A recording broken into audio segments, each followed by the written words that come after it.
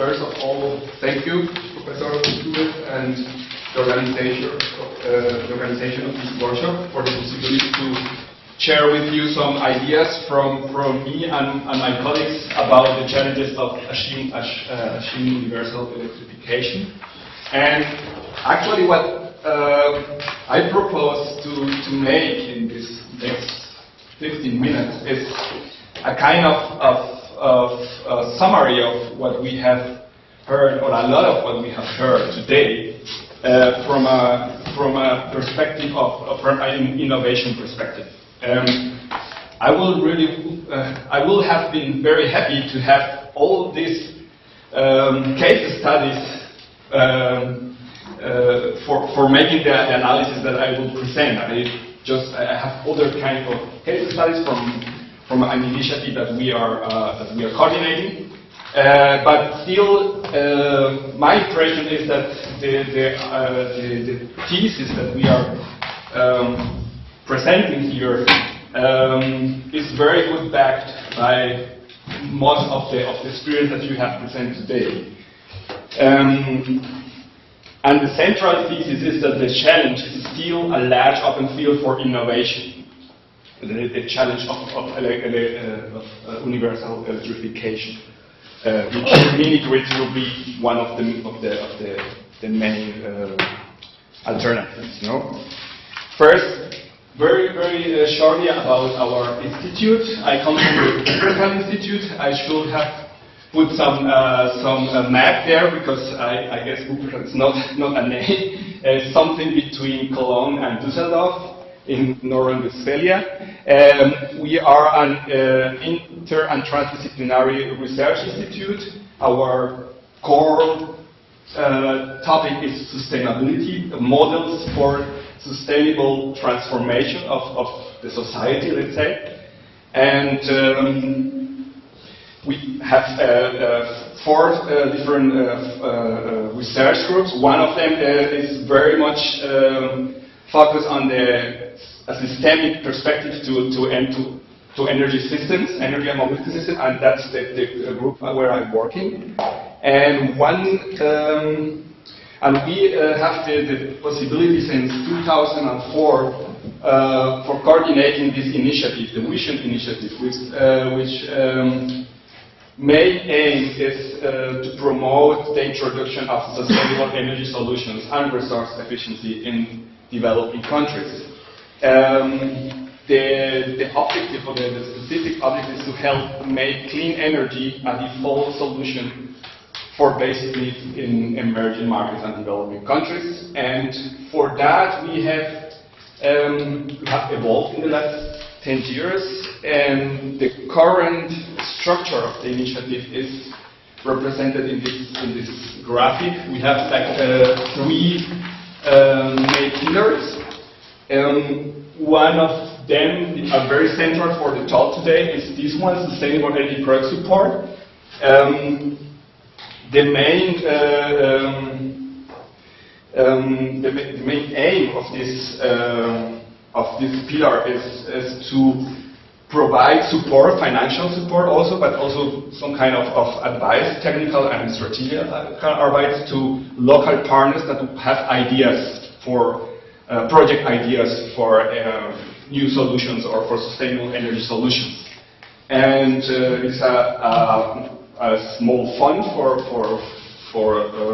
financial support, and it is based on a yearly call for proposals. Since the last 2-3 years, the calls are very focused. First regional, but also in some way also technological. And this is the source of the case study that I will present, or the analysis that I will present. The other pillar is the so-called regional partnership. The main idea is to bring people that are working in a similar topic, in energy-related topics in a region together. Put them together to discuss, to know each other, and we have had a very positive experience in making that, because in general, there is a huge amount of capacities in all of these countries. We have already more than 40 years of experiments, of projects in decentralized generation around the world. And what is something that is very interesting is to see that sometimes people from the same region, from the same county, even don't know each other.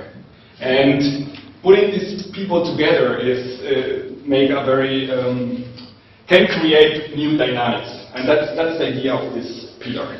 And the third pillar is what we call research, which is well, it's the core business of the institute, and we are trying to manage to make sense of all of this information, let's say, this practical information through our research. This is an overview of the practical implementation or the field work.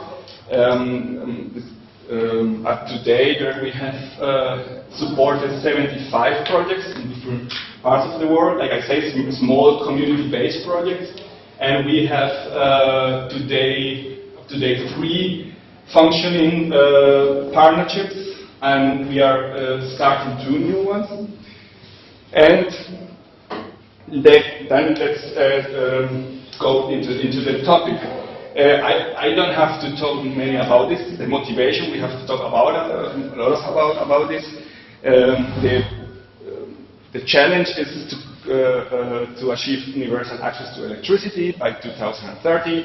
There are a lot of numbers, a lot of population, of financial challenge, etc. And like I said, I would like to make the case from the innovation perspective. There are several technical options for matching local energies and local energy needs. We know it. We have talked about some of them. Today, we have heard too much about photovoltaic, but there are other ones. And you know also that. There are some comparative advantages for distributed population situations, like we have also heard. And like I mentioned, there are a lot of experiences there since the 1970s. Therefore, it's actually an ongoing learning process. However, the scale of the challenge, Tobias has presented us a very interesting part of the challenge and the scale and how difficult or how it could be. And for the other presentation, we know also the diversity of circumstances where these things should happen, or we want it to happen. And our thesis is that because of this scale and this diversity, we require a lot of more additional innovations. But we understand innovation in a broader sense. And I put there one definition from Nelson, which just to guide a little bit the talk. And I want to emphasize on 3 broadness of innovation. First, innovation as a process, not as a thing or as a product indeed. And second is the idea that innovation has a purposive nature. It's this practical, the emphasis on the practical implementation of innovation, the making sense of technology. And another broadness of innovation beyond let's say the engineering understanding of innovation is the contextualization of novelty. Not only at the technological frontier, but depending on the context that these technologies are mastered and get into practice. And having that in mind, we review 16 of our 6 projects that were dealing with electrification or with access to electricity. And and try to figure out from them what kind of challenges, what kind of gaps the partners found from the beginning of the project, by the design of the project, during the implementation or after the implementation. And we propose to categorize this, to map this kind of gaps into 3 categories: the technical fields of technical gaps, the managerial gaps, and the socio-political gaps. And well, technical is more the hard and the software needed for the systems to work. The managerial is more about the distribution of responsibilities and the regulation of this interaction. We can also call this like the institutional setting inside the project, and the socio-political is the institutional setting beyond the project. So this is a summary of the projects. They were taking place in different countries. It's not a large bunch of projects, but it's different categories, are dealing also with different technologies, have also different aims, are not only mini-grids. There are also some projects that are charging station, one project charging station in the Philippines, for example, one project dealing with solar lamps, and other kind of different kinds of projects. And also very important to mention, there are in different stages of development. There were 6 projects or 7 projects were already finished. About more than 4 years ago, and we made also a post-evaluation in 2012, and therefore we have some additional information about these projects, and there are some projects in implementation, 6 of them, and others are recently concluded. So I put our findings or the indications that we found in a table in the handout that you have, and I will try to go into some special or some noteworthy things. There are still a lot of technical challenges. We have today heard about it sometimes. I will also first start with one observation is that some generation technologies are still need some much more research, much more innovation. This is, for example, the case in 2 projects we found. They found difficulties to find biogas generators in commercial, below 2 kilowatts. Pico hydro targets. We have seen a lot of them, and some of them, at least from the projects we have supported, they were successful in the sense that they work and they are still working, but they are there are still like good prototypes. There are no commercial products, and there is still a range for what there's still room for more development there. But very interesting, and we have heard something about today, is about auxiliary technologies, what we call here auxiliary technologies, about batteries, load controllers, inverters. We have found some observations of some of these components with some uncertainties on the lifespan, which is not matching what the catalogs are saying. And well, that's what we observe.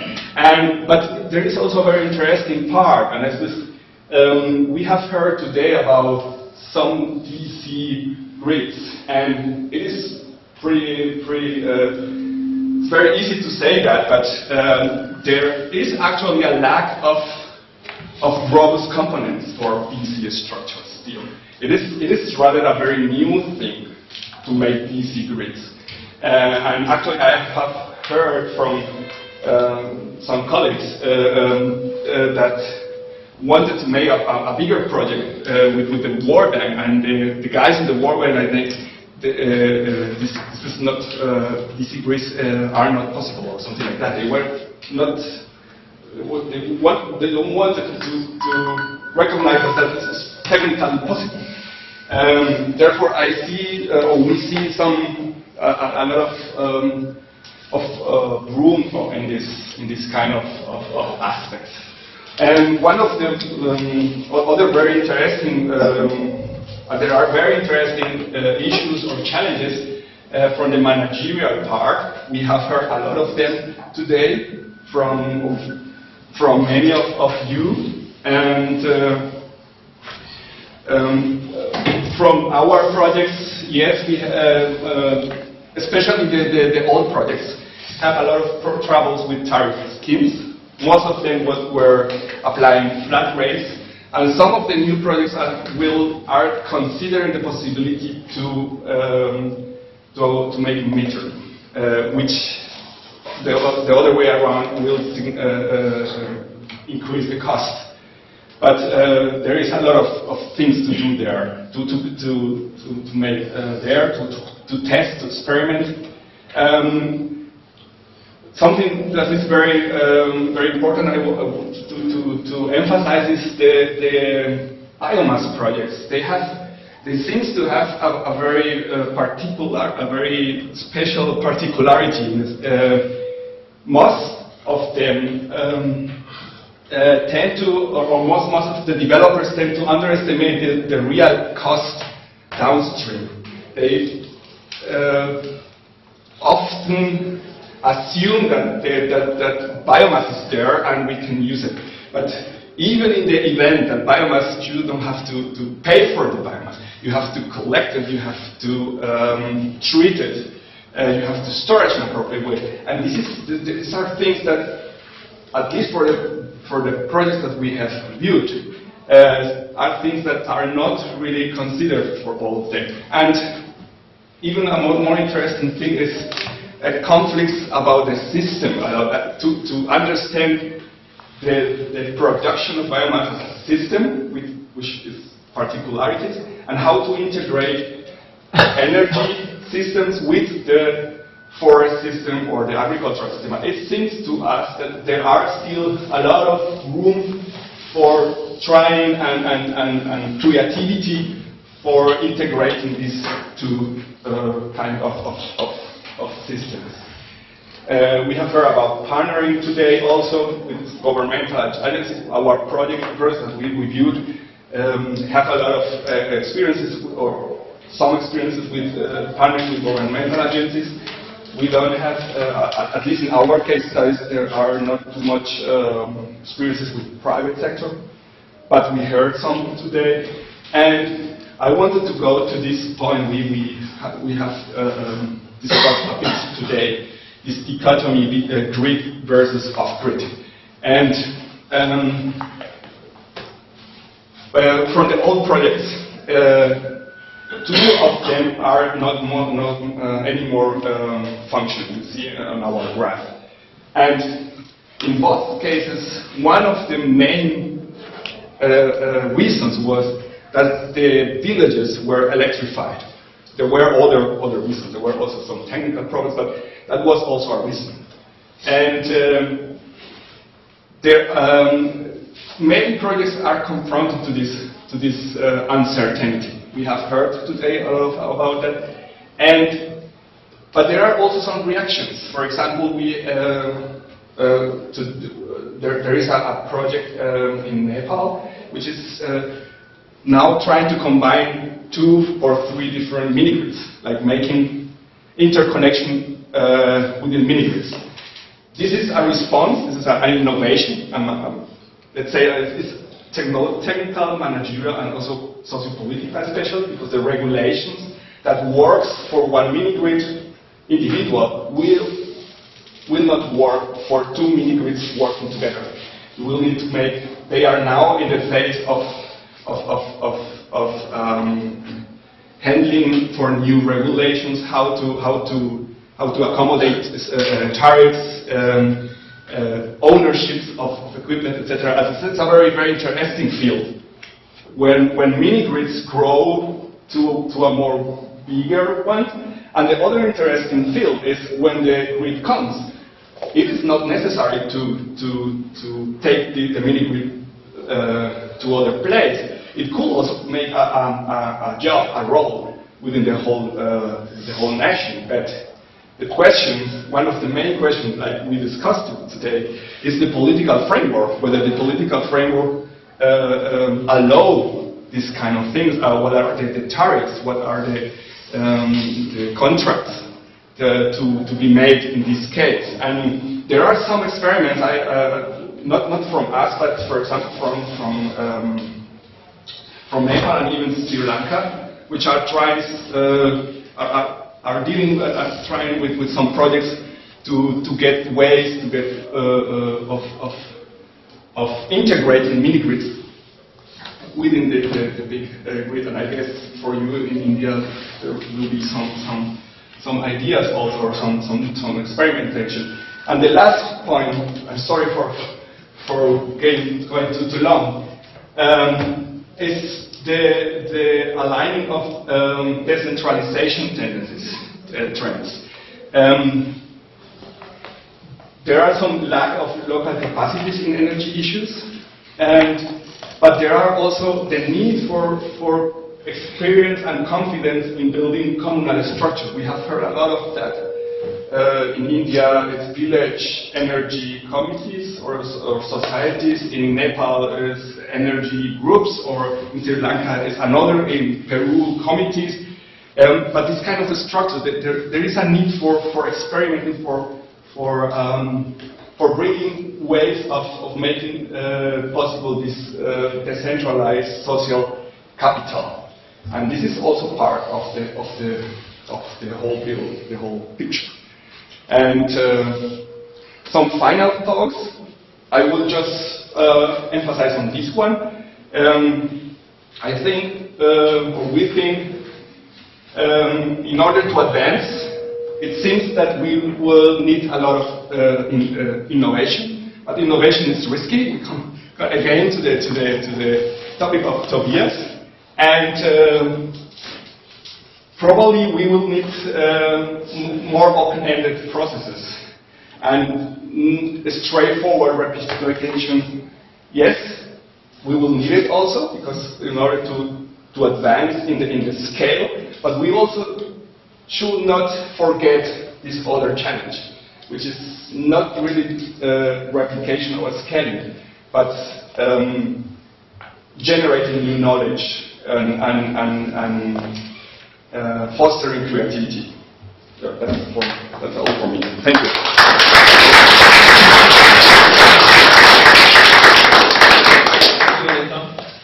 I think we can take few questions.